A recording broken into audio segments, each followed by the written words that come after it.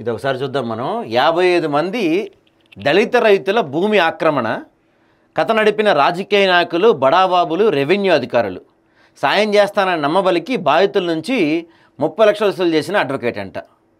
తెల్ల కాగితాలపై సంతకాలు చేయించుకొని తర్వాత ఆ పెద్ద మనుషులకు అమ్ముడు పోయిన వైనం.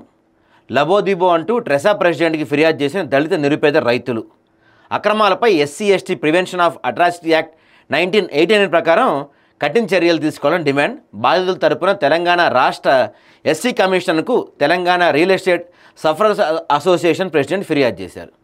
సో ఇది అంటే దళితులని మోసం చేసి ఒకసారి కాదండి, ఒకళ్ళకి ఇద్దరు, ఒకడు వచ్చేమో భూమి కబ్జా చేస్తాడు, ఆ భూమిని నేను విడిపిస్తానని చెప్పి ఇంకో మహిళ, ఆమె పెద్ద లేడీ, మా లేడీ డాన్ అంట, ఆమె లేడీ మాఫియా, మళ్ళీ ఆమె అడ్వకేటు, ఆమె భూమి విడిపిస్తానని చెప్పి వచ్చి ఆమె 30 లక్షలు తీసుకొని జంప్ అయిపోయింది.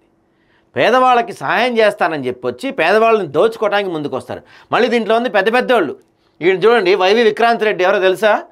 మన గతంలో టీటీడీ చైర్మన్గా చేశాడు, ఇప్పుడు టీటీడీ మన వైసీపీలో కీలక స్థాయిలో ఉన్నాడు. వైవి సుబ్బారెడ్డి కొడుకే ఈ వైవి విక్రాంత్ రెడ్డి.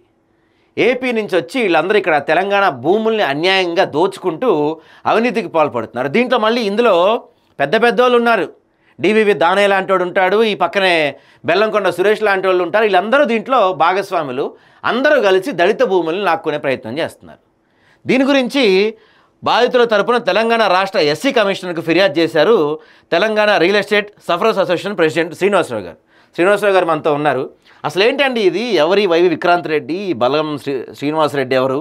దీంట్లో డివివి దానయ్య, పక్కనే బెల్లంకొండ సురేష్ కూడా ఉన్నారని చెప్తున్నారు. అసలు ఏంటి కథ ఏంటి చెప్పండి.